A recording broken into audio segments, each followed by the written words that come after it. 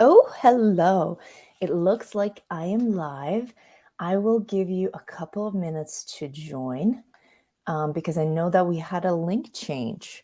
The link change happened because, um, well, YouTube only allows me to, YouTube makes me choose the streaming type, and I chose the webcam streaming type. And this morning I realized that I actually don't know whether I can share my slides with you throughout that using that methodology. So I luckily I woke up early enough where I had 2 hours before this to properly solve this. So the problem has been solved.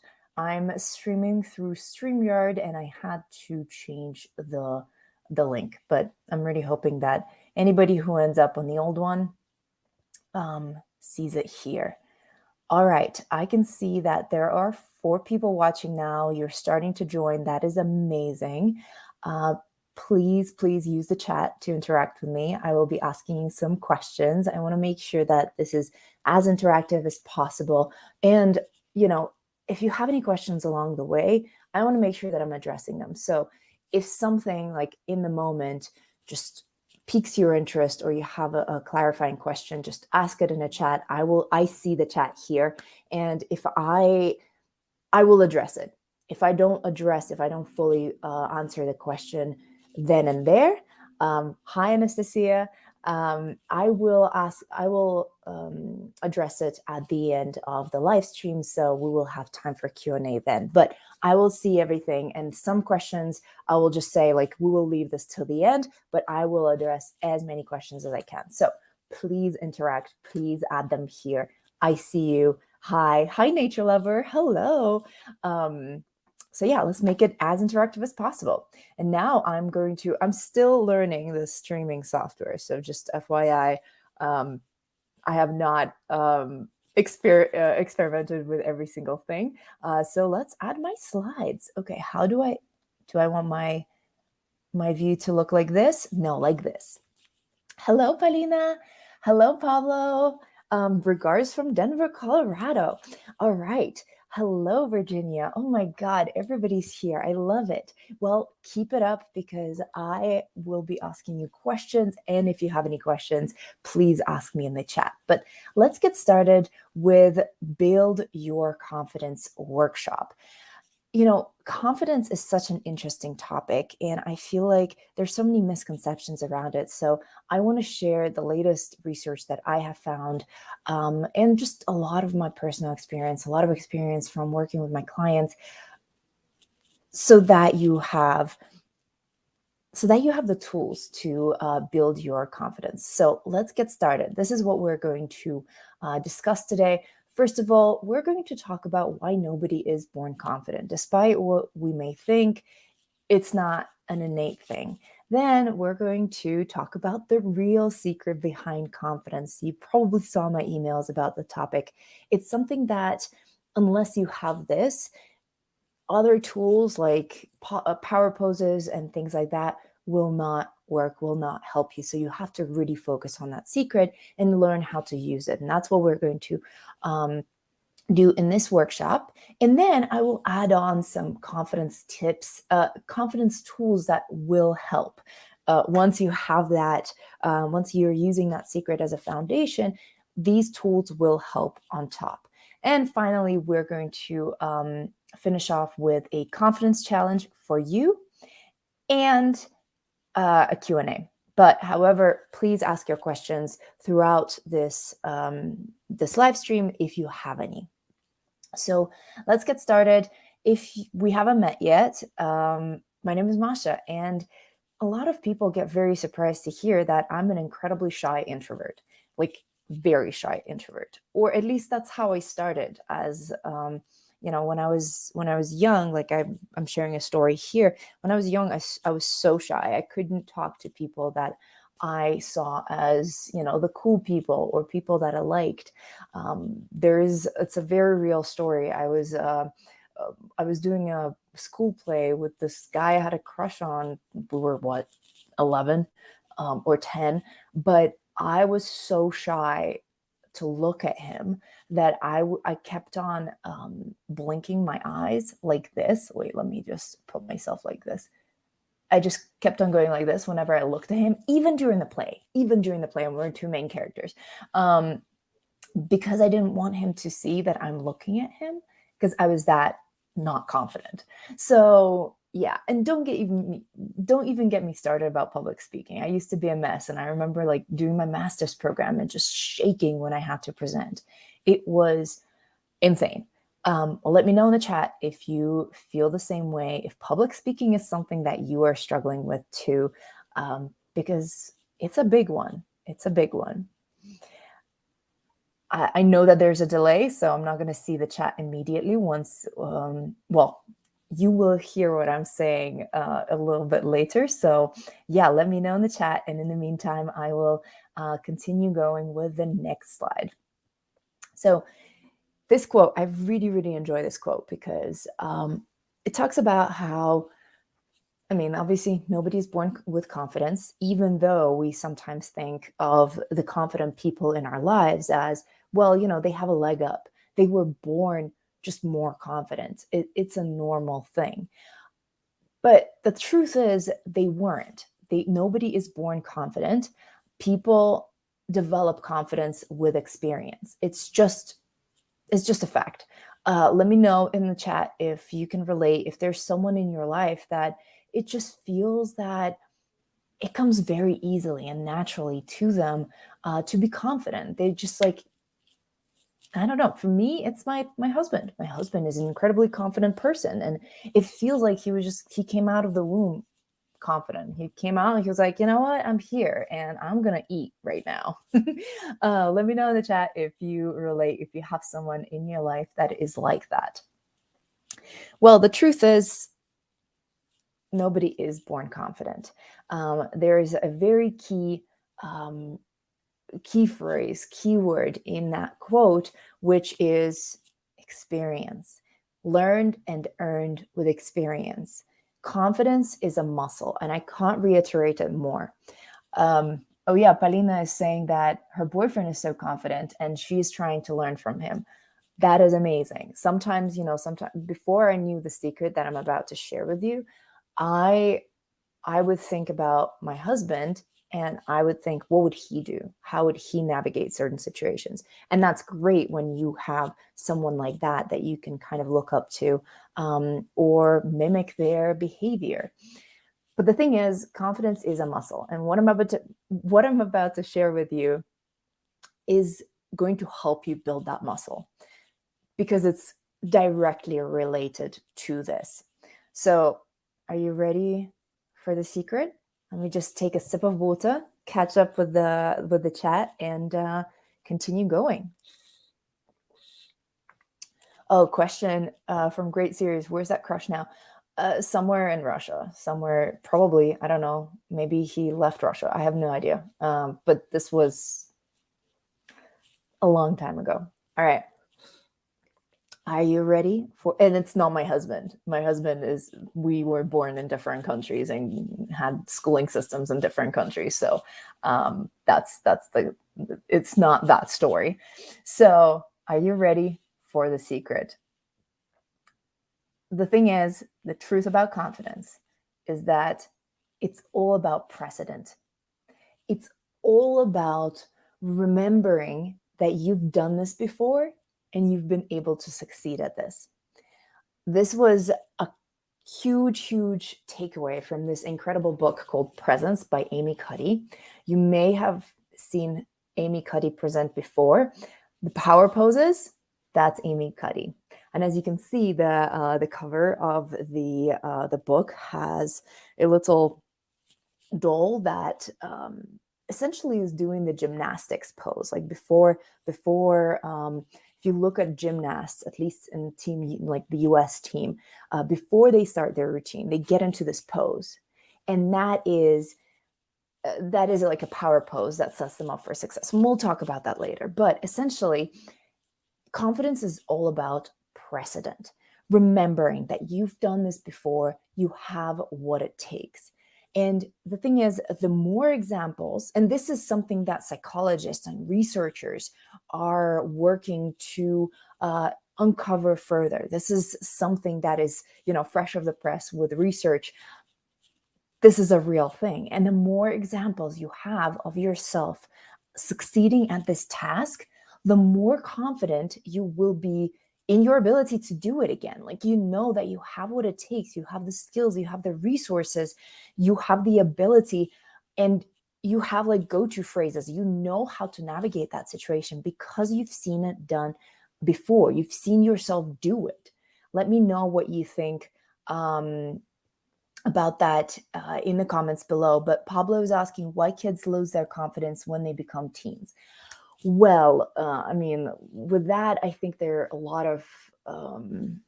lot of variables in play, and one of them is they start caring about what other people think about them, because there's that variable, the social variable, that just starts at some point. And social media has made it even more so, more pronounced. And the thing is, they don't know how people perceive them, etc. But this is more self-esteem, and that's slightly different than confidence. What I'm talking about is, presentation skills, your skills of talking to people, etc. Self-esteem is a little bit different. That's not something I'm talking about here. But what basically happens with teens is their self-esteem gets they need external validation for self-esteem. But I don't want to derail that. I hope that answers your question. I don't want to derail our conversation here. So precedent is key. Without having precedent as the foundation for your confidence, nothing else will help. Whether you want to do your power poses or breathing exercises, if you don't have a clear precedent that you are focusing on when it comes to doing whatever you want to do, it's going to be tough. So in the chat, let me know, what is it that you want to be more confident in? Is it public speaking? Is it negotiation? Is it job interviews? Is it, I don't know, saying a toast at your family gathering, family birthday party? Is it, I don't know, something, tell me, like, what is it that you want to be more confident at? For me, it's always been more confident at public speaking. For me, it's always been being more confident at public facing things, or interacting with people who are much more senior than me, because that is when that is something that I need to practice more and more. So for me, that's that. What are you trying to become more confident? Communication with clients. Yes. Oh my God, this is huge, because if you are more confident in communicating with clients, they are much more likely to hire you because they think that you know what you're talking about, right? Like, you come across as more of an expert, etc. Public speaking and life in general. Again, wonderful examples. And life in general, or like life generally, what I would say is pick out those, like, next time you're going about life and you're like, oh, what is it that I'm lacking confidence in? Just write those things down, because then you can set a precedent for them. And we're about to talk about how to set precedent. Julio, technical interviews. Oh my God, this is a huge one, right? The thing is, all of these things, right? There's always the first time you do something, and that is your precedent. So, oh yes, I can switch my slides on my keyboard. That's wonderful. So what I would say to you is, whenever you're thinking about, okay, I have identified, well, first of all, identify what it is that you want to be more confident in, right? And 3 of you have already identified those things. Think about the precedent. How can you either focus on an existing precedent or create a new precedent and then start building on top of it? So We're going to go through some examples, but the very first precedent doesn't have to build better business relationships. Yes, that's a huge, huge reason. The precedent, your very first precedent, doesn't have to 100% align with what it is that you're trying to do. So let's take technical interviews. The key here is that this is you can say that if you've been in an interview environment, you've already seen yourself succeed at a part of that environment. Or, the reason why I brought up saying a toast at your family gathering is because, for example, in the culture that I grew up in Russia, has a huge public speaking step. And you first start because toasts are a huge part of the culture, and you grow up to say them in massive public gatherings, like a wedding or something. And you can start small. You can start with just one-on-one with another person, and remembering that you succeeded at that, and remembering that you were happy with it, will help you then build up on that and do a toast with 5 family members, just building on top of that. With technical interviews, right, you can remember, you can focus and bring in your memory the instance where you succeeded at an interview in kind of a similar setting, and then bring in technical things little by little. So try to remember a similar experience where you've done it before, where you have succeeded, that you can say to yourself, you know what, I've been there and I know that I can do this. If you can't think of something, create a precedent. Make it your goal to just show up, right? Again, it doesn't have to be an incredibly similar situation. Think about a low stakes situation, for example, in the public speaking example, it could be presenting in front of your friends, or it could be presenting in a Toastmaster class, or, going back to the toasts, giving a toast to one person. Low stakes, something that you can create a precedent with that doesn't hurt you. And then make it your goal to just show up. Don't set a goal to succeed and knock it out of the park immediately. Just set a goal to show up. The next goal could be to show up and say certain things, nail down your messaging, nail down the bullet points that you wanted to say, or something like that. Build those goals from the beginning. But the first goal needs to be show up, so that you can create that precedent, because without the precedent, you can't build on top. The precedent is your foundation. So start with a precedent and then build on top of that, either by taking an existing precedent or by creating one. Build on top of that. Just take any opportunity you have to practice it, because the more your brain remembers and the more memories that you can focus on where you have succeeded at this thing, the more confident you will become. I will tell you very honestly, this morning when I was having technical issues with this live stream, I was freaking out a little bit, but I was freaking out because I wanted to make sure that you had the right link.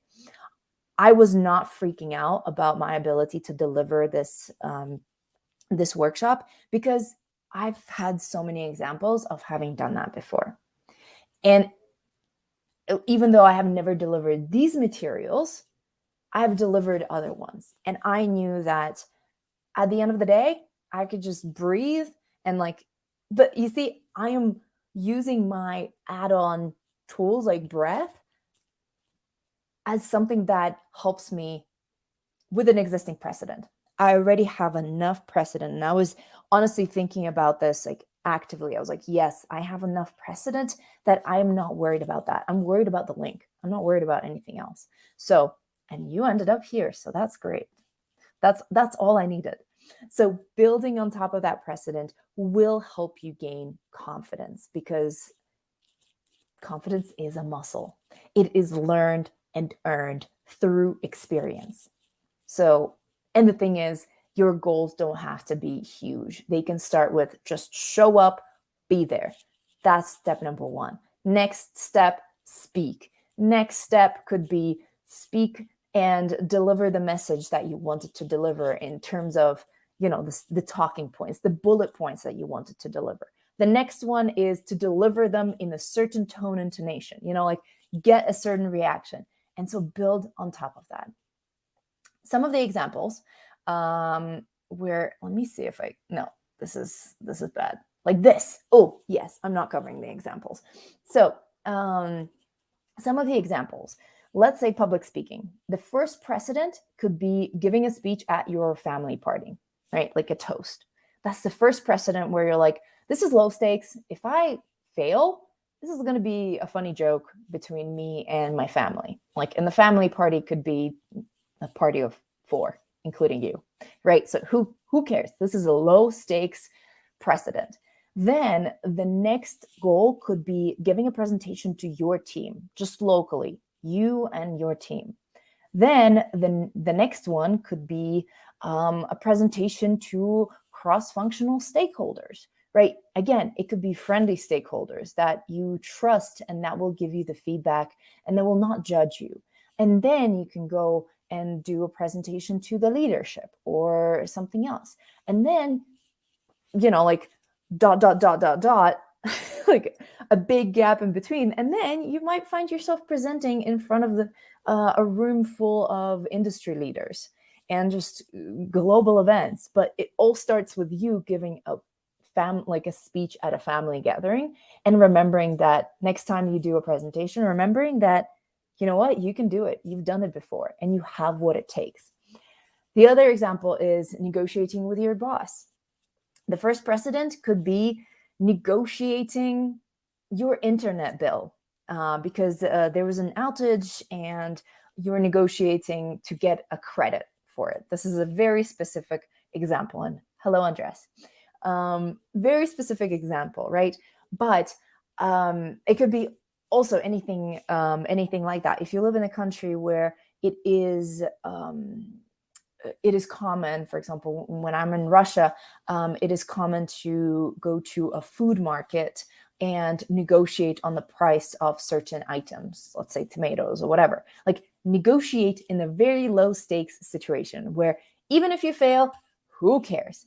But your brain will remember that you've been there, you've done that, you know how to do it, and you have the language. You start building up the language that helps you do it next time. The next negotiation milestone could be negotiating a better price with a vendor. Let's say that you're working with a vendor at work and you can negotiate a better price with them because you are ordering something in bulk. And you can say, well, like we've reached this amount, this level of volume of items.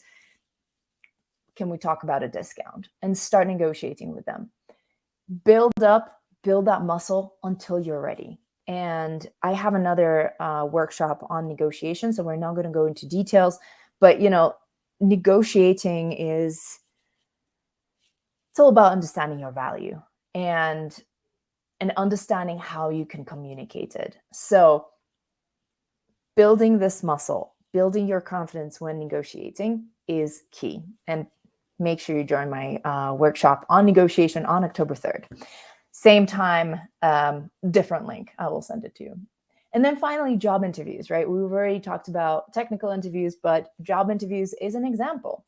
The first precedent of you remembering that you can do this could be a role play with a friend.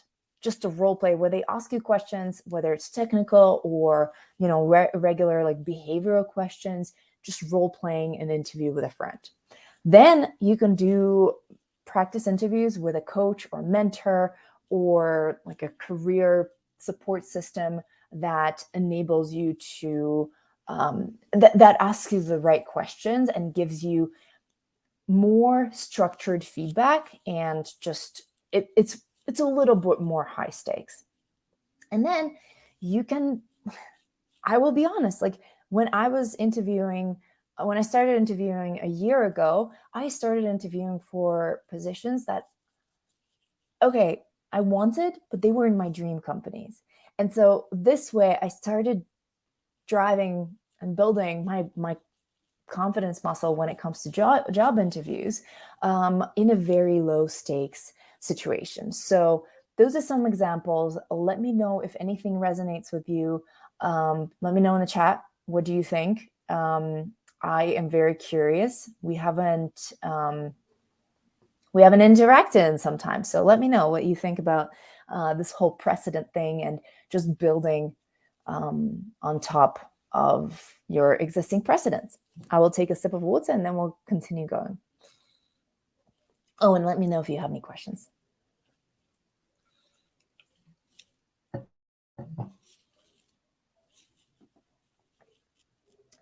All right.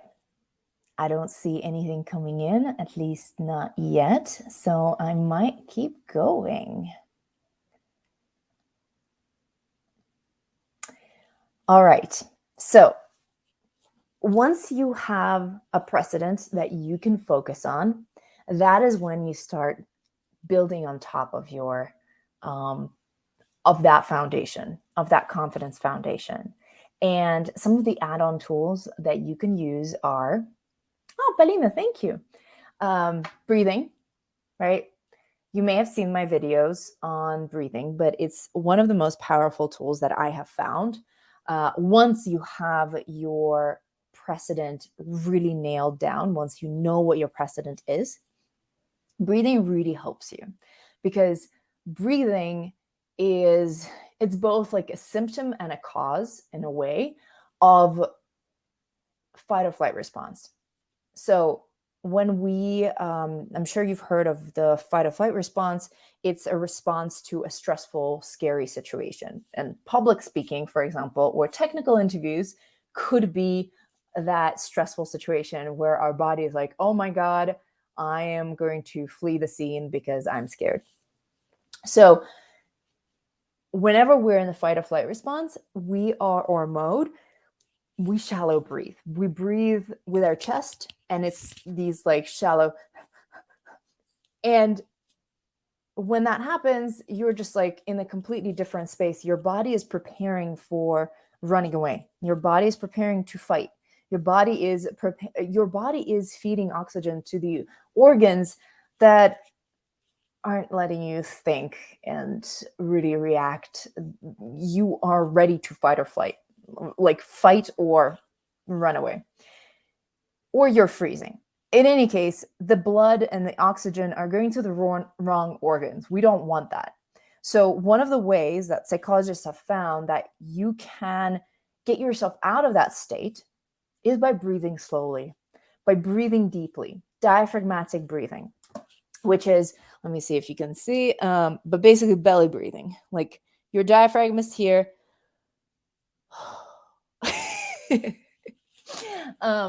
And with that kind of breathing, with that deep breathing, you can calm yourself down. Even if you went into that fight or flight response mode, you can calm yourself down. The thing is, when you are in the fight or flight response mode, you can't think. Your voice sounds like it's almost breaking. It's like it's screechy. It's not there. But if you start deep breathing, taking slow, calming breaths, you will get yourself back into like normal mode. And I can't tell you how many situations I have been where this has saved my life. I first learned about it when I was preparing public speaking trainings for YouTube ambassadors back when I worked at YouTube. And I came across this TED Talk about voice and controlling your voice. And I was like, wow, I have never known about this tool. And I had a severe fear of speaking in meetings, like especially when there were senior colleagues involved and they were there. I had an awful time. Like I would go in fight or flight response. My palms would be sweaty. I would just be a mess. Like I would like almost feel blood in my mouth. I was that nervous. And then I learned about this technique, and I would calm myself down by breathing deeply. and it works. I am telling you, as a person who felt blood and the taste of blood in her mouth when it comes to public speaking. And now I'm doing this and I am breathing slowly. And sometimes, like before interviews or before important meetings, I do breathing exercises. Sometimes I just breathe slower throughout the meetings when I feel my heart starting to beat. Like at some point, you start witnessing, like understanding, okay, a fight or flight response is coming on. So I need to breathe in order to calm myself down. Use that tool.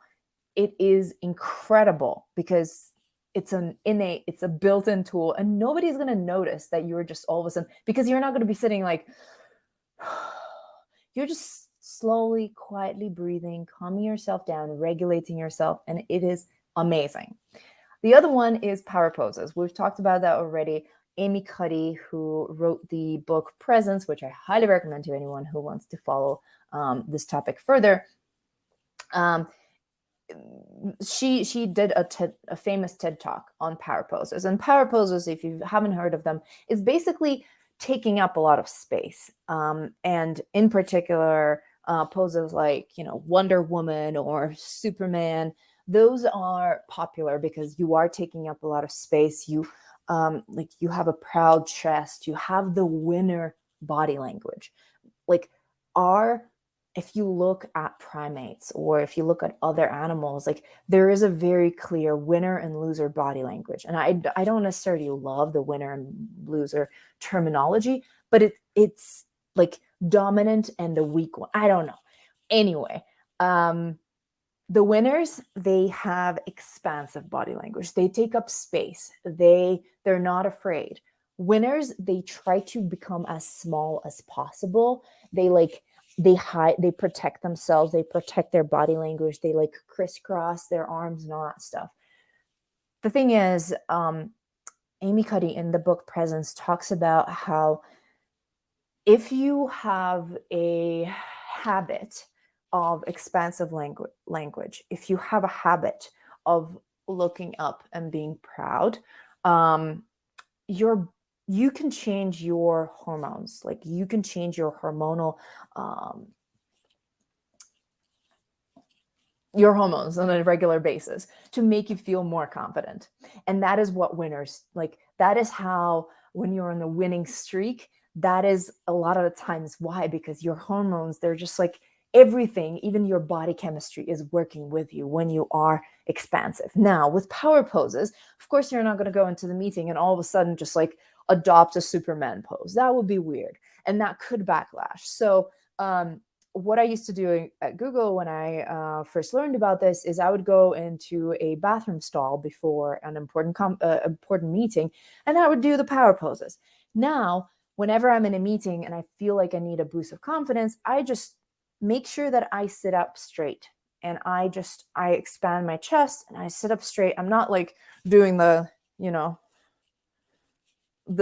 man stretching or what is it called? I don't remember, but I'm not doing this. I'm not being an asshole about it.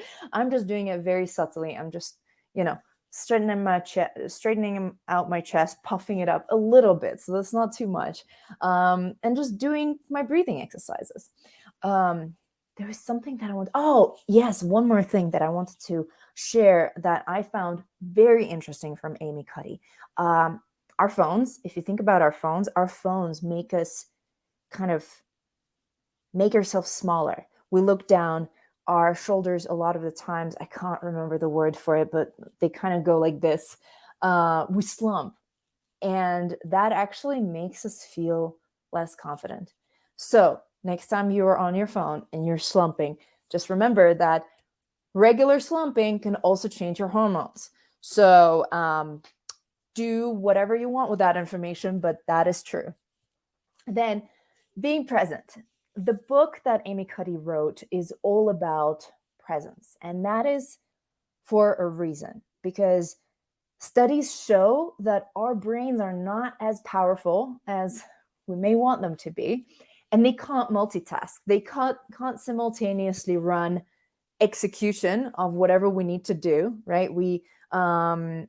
Us presenting, us giving a speech, us communicating or negotiating with a client, us going through a technical interview, and simultaneously analyzing what we're doing right, what we're doing wrong. Like either or.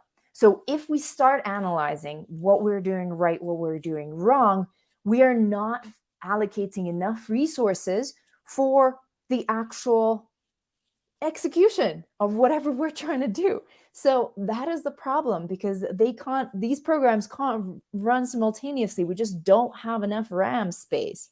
So you have to do one or the other. And which one are you going to focus on? Let's be honest. It's much more important to actually perform and do the thing than to self-analyze. Like you can self-analyze later, but if you don't fully dedicate your resources, your attention, your presence to presenting, you can't present. Like, did you see that little thing? That was me self-analyzing. I immediately went into self-analysis, and I couldn't find the words here. And that's because my brain could only do one thing or another. And this happened, I don't remember why. Like I got self-conscious about something, and all of a sudden my brain went into that mode. And you saw what happened. I did not stage this whatsoever. And I was like, am I about to share this? Yes, I'm about to share this, because this live stream is all about giving you the truth. And so being present is key. But of course, it is also a build on being ready and having the precedent in front of you, focusing on the precedent. And finally, a really huge add-on is role-playing. And we've talked about role-playing as even role-playing can even start creating that precedent for us. But it's also a great way to practice, not only being in that situation and like creating that precedent and strengthening the precedent, but also it helps you prepare for the different scenarios that could happen, because you can only think of so many questions. But whenever you're role playing with a friend or a coach or a mentor or whoever, or a parent, they might ask you questions, for example, for an interview that you haven't thought of before, that the other person might actually ask you. And because you've role played them, they're not going to take you by surprise. You've already experienced being in that situation and therefore know how to respond. So it helps you create a precedent, and it also helps you with the language that you want to use, the language that your go-to language for certain things. I will be completely honest with you. When it comes to negotiation, and especially in client communications, Anastasia, this is very relevant for you. The biggest thing for me that drove my confidence there is figuring out the language that I use. And I did that over email. So over I don't remember, it was like 6 months or something. I developed a set of canned responses that I would send to clients whenever they reached out to me over email, that, I started with some text, and then as I was sending it, I was like, this doesn't quite sound right. And I tweaked it until a point where I was really happy with those responses. And not only was I happy with them, because I've used them so many times, I got very confident with them, and I could reiterate them on the phone or on a video call. So I built confidence by nailing down the language, by role-playing that language, even though, I was over email, but still it was a low stakes precedent of me using that language and role-playing that language. So that's how I built that muscle. The other things that I want to talk about is some mindset shifts that you can do once you have that precedent, once you are working on building that precedent. One of the first things is turning it into a challenge. The thing is, again, scientists have discovered that whenever we're anxious about something, whenever we're nervous, our brain doesn't really understand the difference between being anxious about something because we're afraid and being anxious about something because we're excited.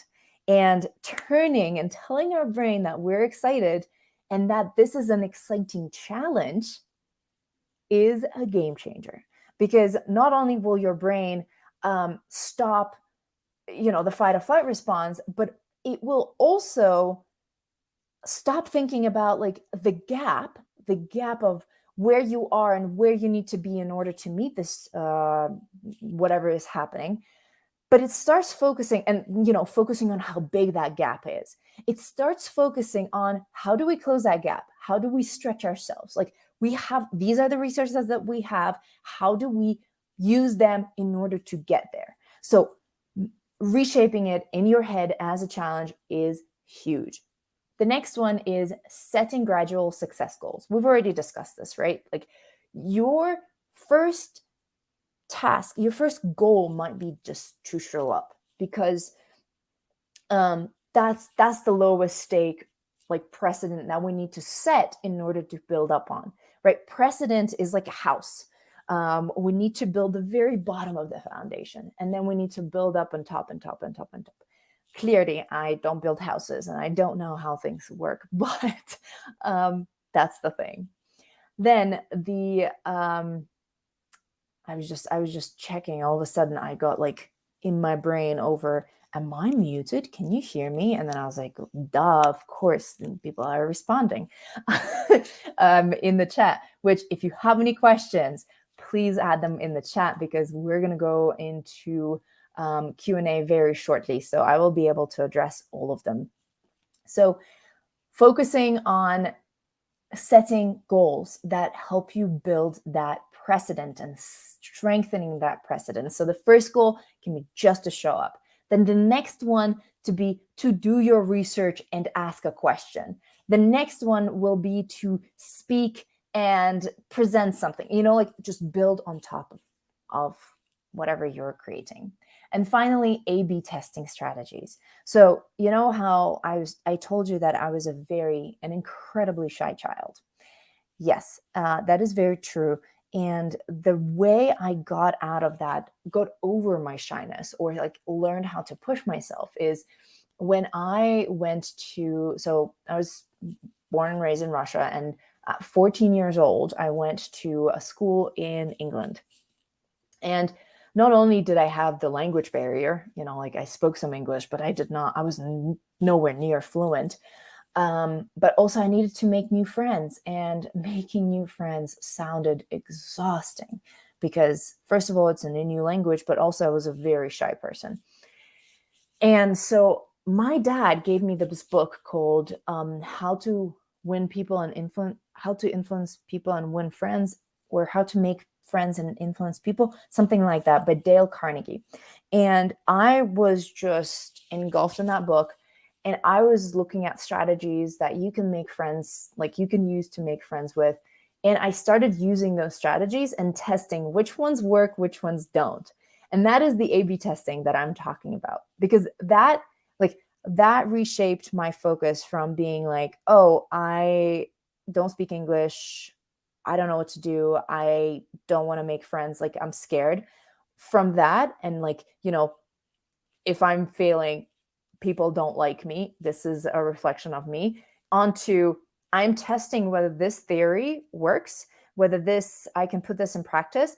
And the pressure all of a sudden from me being a failure went to, this technique is a failure and I should not be using this technique. So you see what I mean? Like, A/B testing just allows you to shift that pressure away from you and you being a failure onto, okay, this doesn't work, so how are we going to iterate it and do something else in the future?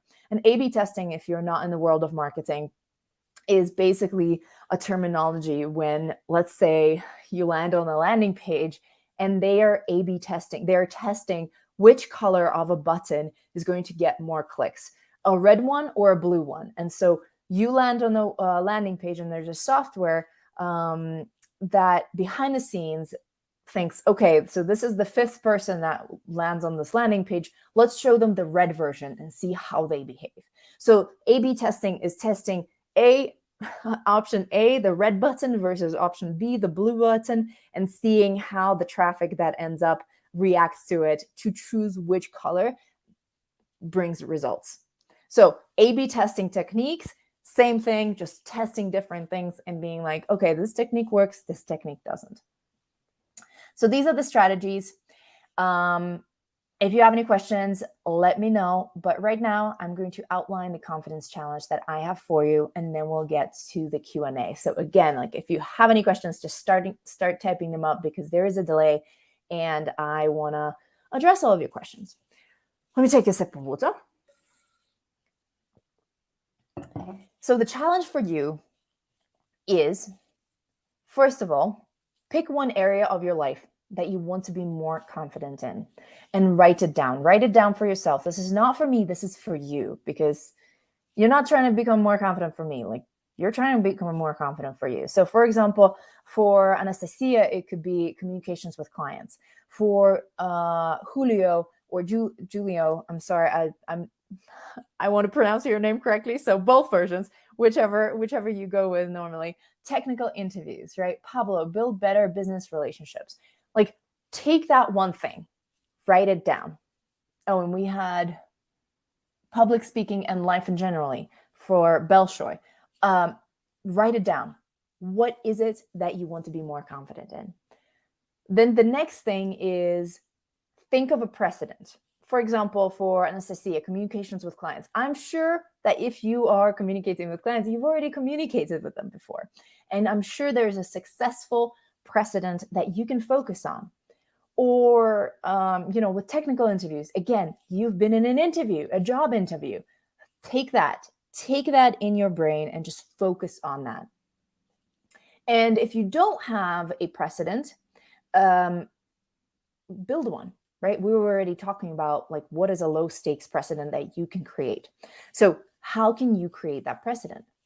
Now, my challenge for you is to take the next step in building on that precedent, strengthening that precedent, whether it's communications with clients and figuring out, okay, should I role play something? Should I think through my communications? Should I test some stuff?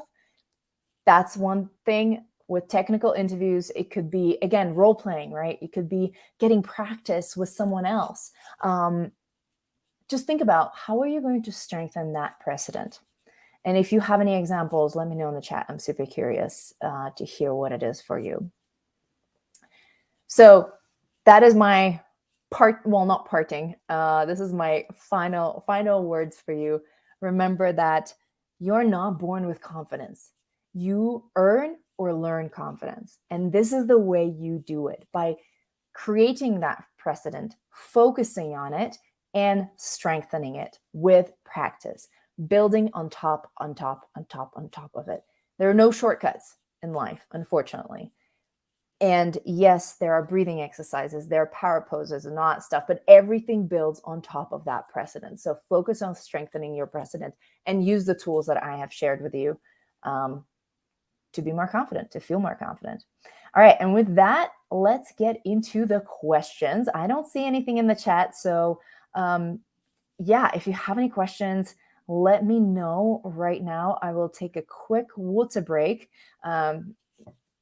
meaning I'll sip my water a bit more because my mouth is dried out. But tell me, any questions? What can I help you with? Did this make sense? Does this bring more questions? Does this confuse you? Like, what are your thoughts? What are your feedback? Let me know. And I'll be drinking my water.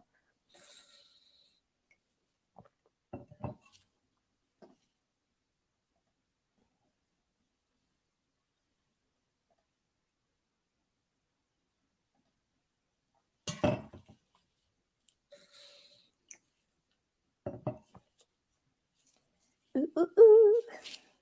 Drinking my water, waiting for questions. Ooh, ooh, ooh.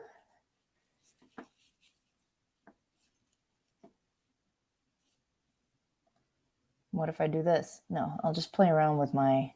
Ooh, this is how I'm going to do it now. This is my little question. This is my... What is going on? This is my hand doesn't turn that way. Ugh. Have you practiced affirmations to build your confidence? Does it help? Yes, I have. Great question. So yes, I have 100%. But they're only effective if you can back it up. I don't know. Affirmations are wonderful. Don't get me wrong. I use them every single day in my journal. Where's my journal? Like I journal and I like write down affirmations and things like that.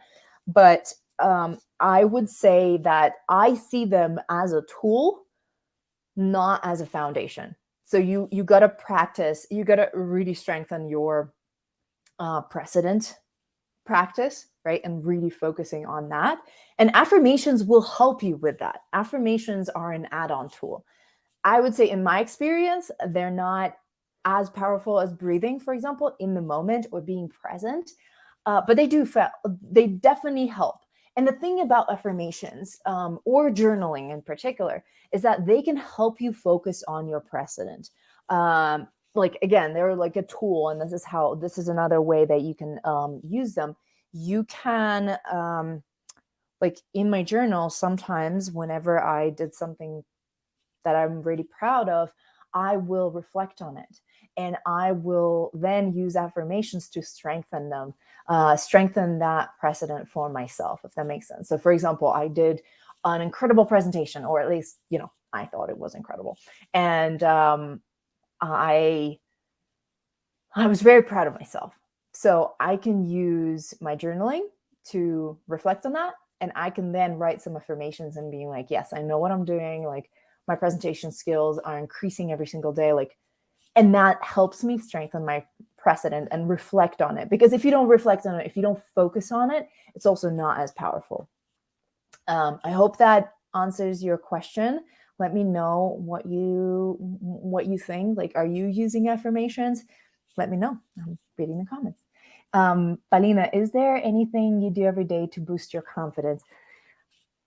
I mean, I journal every day, but I don't not every day is about that. However, every time I have something that I need to do that I'm a little bit nervous about, I do I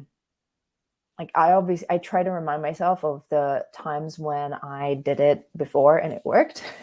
For example, tomorrow I have a meeting with a very important senior person at my work. So I will be reminding me, and no, I will be very, very nervous. So I will remind myself of the last time I presented to that person or to some senior stakeholders where I had a conversation with them.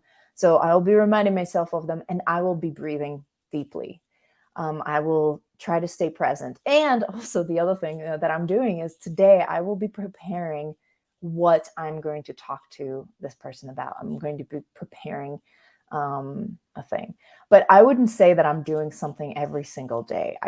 Because those tools have become so natural to me, I just now use them without even thinking about them. And that's what I want for you too. I want you to I notice when the fight or flight response kicks in. I notice when that happens, and I know the feeling.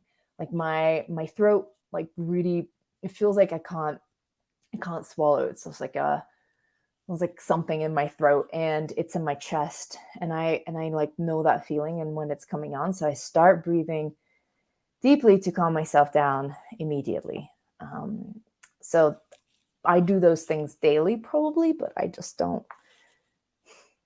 don't even notice that, if that makes sense. Great questions, guys. Anything else before we wrap up? And let me know if I answered your question, because maybe I didn't, and I can do a better job. So just let me know.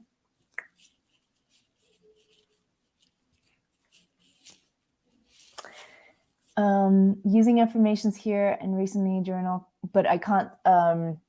So Julio is saying, I'm using affirmations here and there recently in my journal, but I can't say if it's helping or not. So my additional challenge for you is focus on your precedent and use affirmations and journaling to strengthen that precedent. Like I said, so for example, for you, it's technical interviews, right? Next time, tomorrow, take out your journal and just reflect on an experience, an interview experience where you felt like you succeeded, like a successful interview experience. Just remember about it, like journal about how you felt. Like remember everything that you can remember about it, and then do some affirmations after that with that experience in mind, and like really saying like, I'm building my interviewing skills. I know what I have, what it takes. I know what I'm doing, like all that kind of stuff around that experience, and see how that feels. And then as you build up your precedent, as you are achieving new milestones in strengthening that precedent, also use your journal and use your affirmations to strengthen it further intentionally, not just like, journaling about whatever. Like intentionally use that time, use that space to strengthen that experience, to reflect on it, and to make sure that your brain remembers. Because the more you think about it, the more you make your brain focus on it, and the more you're like, okay, I have what it takes, the more confident you will become when it actually arises. Like the more likely your brain is to be like, okay, but like, I remember that, we've been through this, got it. Because there's this whole thing about, so memory is very interesting. There's this whole thing about the curve of forgetting. So and this is why repetition is so important for people to learn things, because the first time you learn something, there's this curve of forgetting that's going to happen. And if you repeat it, you are going to interrupt the curve of forgetting. And the more times you interrupt that forgetting, like that inevitably happens, the more likely you are to remember something. And this happens with everything, including your own experiences. So just remind yourself of that, and use journaling and use those techniques to remind yourself of that. So, yeah. All right. If we don't have any more questions, I will give you another 40 seconds. If we don't have any more questions, I will end this live stream and go to my meetings. Thank you, Julio, for amazing comments and questions. Thank you, Paulina. Thank you, Anastasia. Thank you, everyone, for joining today. This was really fun. And, if you have any feedback, if you have any thoughts, you also have my email, right? Because I emailed you, and you can just respond to that inbox, to that email, and you'll be in my inbox. So if you have any thoughts, feedback, any additional questions, let me know there. Okay, and with that, I will end this stream. Thank you so much, and have a fantastic time of the day you're currently experiencing. Bye.